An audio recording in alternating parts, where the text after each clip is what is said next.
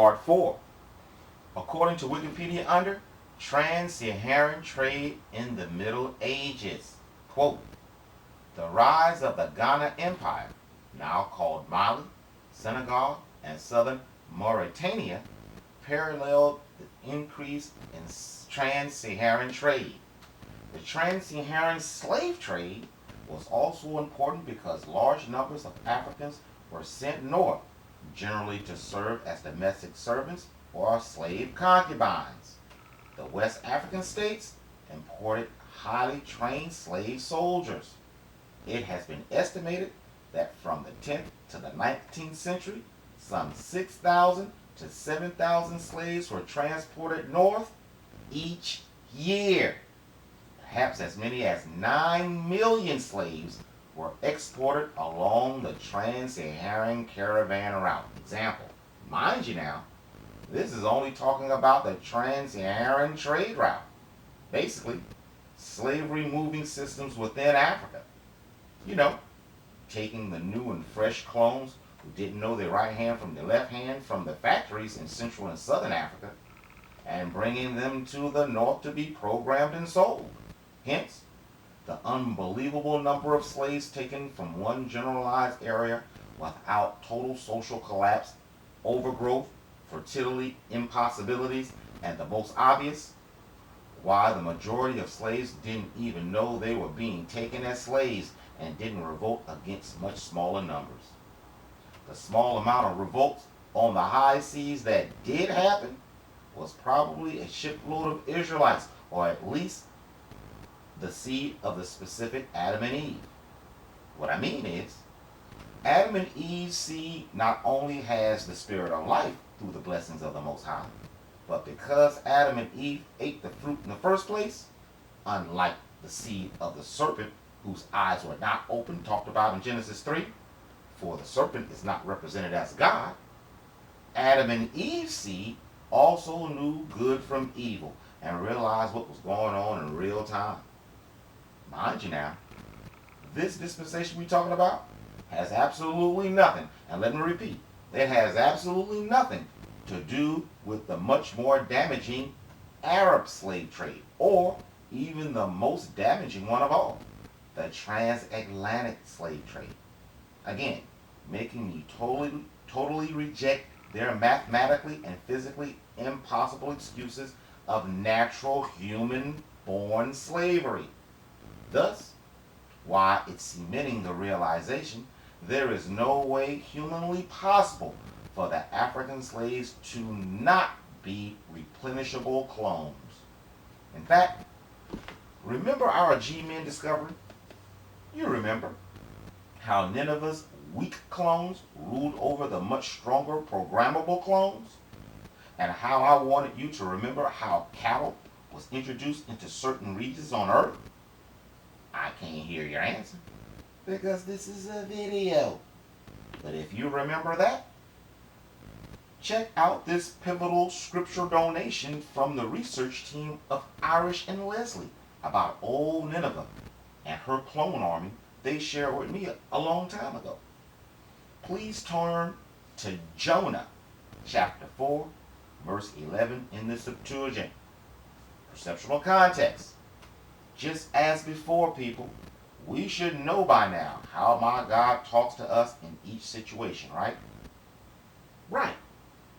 Check out the phrase my God uses to describe Nineveh's clones. Quote, and the Lord said, thou hast pity on the gourd, for which thou hast not suffered, neither didst thou rear it up, which came up before night and perished before another night. Listen up and closely. And shall not I spare Nineveh, the great city in which dwell more than 12 myriads of human beings who do not know their right hand or their left hand, and also much cattle? Example, bingo. Question, when has my God ever used the words human beings to describe a nation of people? And according to Google, the word myriads, M-Y-R-I-A-D-S, It means, quote, via late Latin from Greek, meaning 10,000. And that can only mean Nineveh was the manufacturer and distributor of programmable human beings who didn't know their right hand from their left, right from wrong, good from evil until programmed. Thus, why it is possible to transport millions of people much stronger than you across vast distances without what real humans call life flight / human survival kicking in, which means we'll be kicked. Well, you know what it means. So in essence, all we must do now is look for new nations of people in history who display stupidity and have much cattle to pin the tail on the jackasses. What? Who said that? Who said M.O.? Right, Miss Ivy. Right. This does give us an extremely plausible reason for our world history pounce, play, become, and destroy understanding. After all, the new and fresh people didn't know anything or any better. Thus, why they did the unthinkable. You know, they became the people they conquered. Ladies and gentlemen, hear me carefully. I cannot stress enough the utter impossibilities, physically, socially, economically, ergonomically, impossibilities put before us today as what they call history. I cannot stress enough that there is no way in Hades over 100 million Africans, Europeans, Asians, and Indians, both kinds, in a time span of about 1,200 years, can be born and shipped cross continents to be enslaved by the exact same slaveholders naturally. I'm talking about the Europeans, Arabs, and the Muslims. It's impossible unless the products were mass produced. Think about it from a supply and demand standpoint. There are only two reasons for a need for so many people all of a sudden. One, the new and fresh were meant to replace an already living population. My theory. Or you already had big plans and needed your nation to grow all of a sudden. Just like over here in America. Another one of my theories. We just got to get to it. Oh boy, when we get off the cuff. Man, when we get to this American thing, this stuff right here, boy, it's going to blow your mind. And it's right there in front of our face all this time. Man. And yet again, I must stress, the very fact over 100 million human beings can be captured, shipped, sold, maintained, and posed for photos like there's nothing wrong by only a handful of people is utterly amazing. But while I have your attention here, before I let you go, let me prove they set up factories and means of transport in each area just before they start pumping out the clones. According to Wikipedia under factory trading post.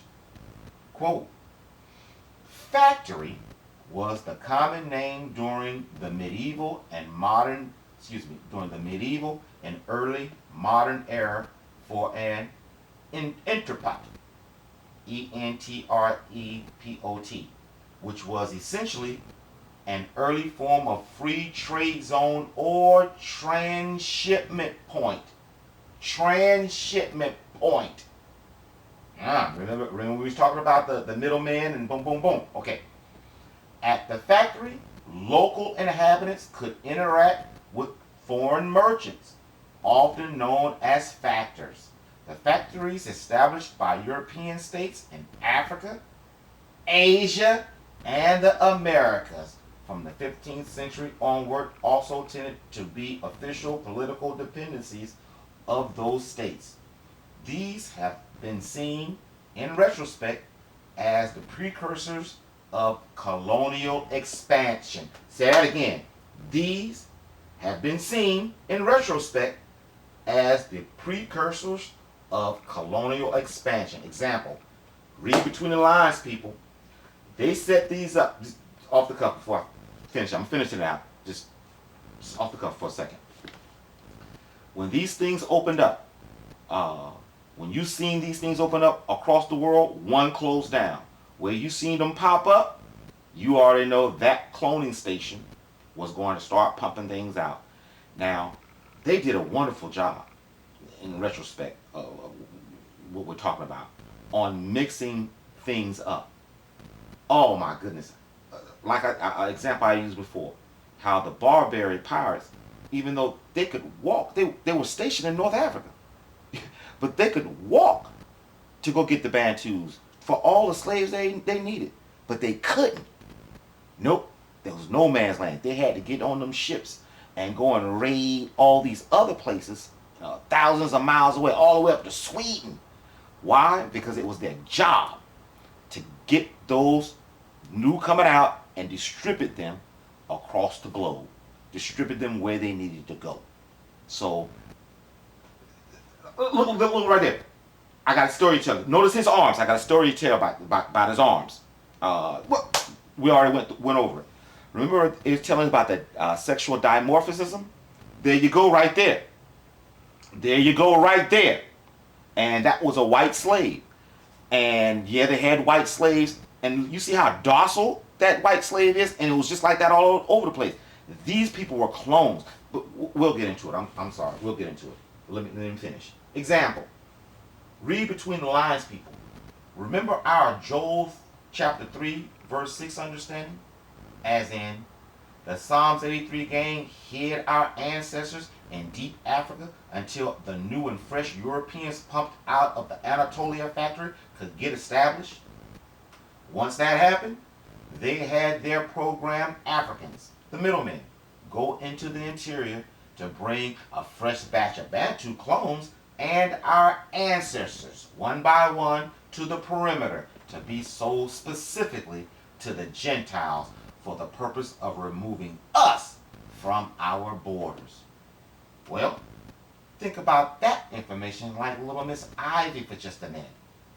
What I mean is, there is no way in the Hades, with 5 crusades between the Muslims and Christians under their belts and the fall of Constantinople all the way into 1453, that somehow and some way Christians will be allowed to set up factories in Muslim-controlled territories and ports and extract their human gold without one single recorded scuffle, without these factories being, or at the very least, assigned to official angelic cloning stations.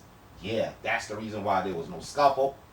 That's the reason why they knew these things, man. They knew these things beforehand. And there was a CERN-like overpassing of history to destroy history. Boy, man, wait until we get into that. You know what? We might do that next. Because I got to show you how they destroyed history first. Once I show y'all that, then I think you guys will say, okay, you know what? Let me listen to this doggone cat. When I start show y'all the systematic way each millennium they went to destroy the past, their arrival. Oh man, it's gonna rock your socks. Hopefully we'll get to that. Oh, it's another thing before I stop. Again, you know, this is the heathen season for me, and they got me working like a Hebrew slave. So these videos really taking some more time than I thought they would.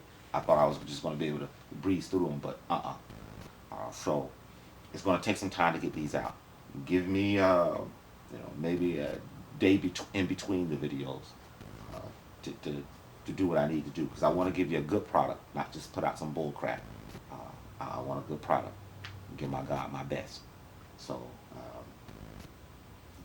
give me that time. Understand that. All right?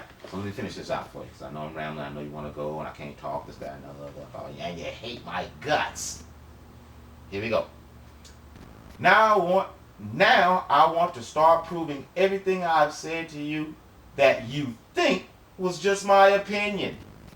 You know, stuff like proving there was a system in place to bring the specific new and fresh Africans from the interior to the perimeter for the sole purpose to sharpen their pounce, play, and become skills, etc. I want to show you that next. I guess I wrote that, so I guess we'll do that next, and then get on the stuff I was just talking about. All right, gotta go. Bye.